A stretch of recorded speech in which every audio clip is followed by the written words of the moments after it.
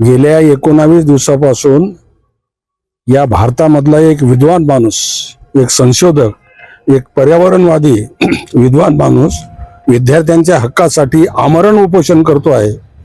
अन्नाचा कण नाही त्याच्या पोटामध्ये, बोलणं सुद्धा त्यांना जड झालेलं आहे। मरणासन्न अवस्थेमध्ये त्या दिल्लीच्या जंतर मंतरवर ते माणूस मरण यातना भोगत आहे।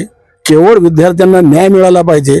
विद्यार्थ्यांच्या आत्महत्या झाल्या, ज्याच्या पेपर फुटी झाली आणि ज्याला जे जबाबदार आहे, या भारताचा शिक्षण मंत्री जे जबाबदार आहे त्यांनी त्वरित राजीनामा द्यावा।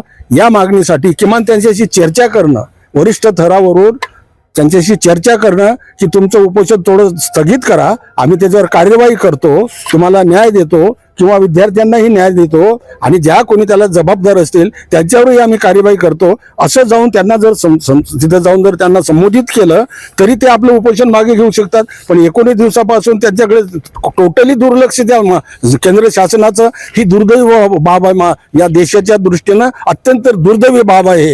एक विद्वान माणूस या ठिकाणी लोकांच्या कल्याणासाठी, विद्यार्थ्यांच्या कल्याणासाठी आमरण उपोषण करतो। ही गंभीर बाब आहे, ही लक्षात घेऊन केंद्र शासनानं, मुख्यमंत्री असतील किंवा मग अजून कुठले मंत्री असतील, त्यांनी त्याच्याकडे लक्ष द्यायला पाहिजे।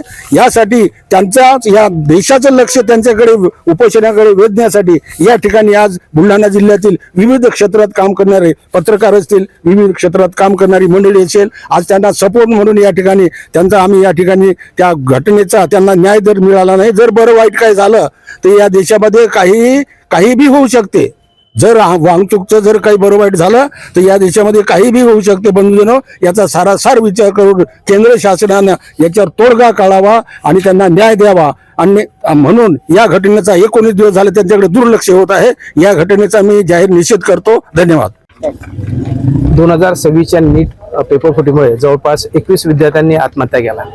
त्यांना न्याय देण्यासाठी आणि अशा घटना भविष्यात होऊ नये म्हणून सोनम वांचूक हे गेल्या 19 दिवसांपासून आमरण उपोषणाला आहे। हे हत्यार त्यांना गांधीजींनी दिलं आणि गांधीजींनी सुद्धा ब्रिटिश काळात हे उपोषणाचं हत्यार घालून आपल्याला न्याय मिळवून दिला, बऱ्याचशा गोष्टी मिळवून दिल्या। परंतु हे सरकार मला वाटतं मूक, आंधळ आणि बहिरा आहे की ज्या देशाची जो बेस आहे, जो गांधीजींनी आपल्याला दिला, त्या उपोषणाला कोणी त्यांचा प्रतिनिधी सुद्धा भेट देत नाही आहे। तर मला असं वाटतं की या गोष्टीचा आम्ही निषेध करतो आणि आम्ही सर्व सोनम वांचूक यांच्या सपोर्टसाठी आम्ही इथे उभं राहत आहे।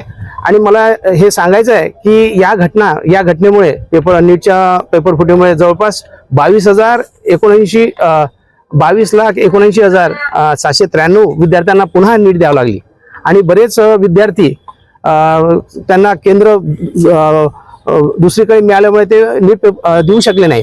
तर या विद्यार्थ्यांना पुन्हा असा प्रकार घडू नये व हा अन्याय होऊ नये म्हणून आपण सर्वांनी सोनम वांचूक यांच्या समानार्थ आपण उभं राहिलं पाहिजे।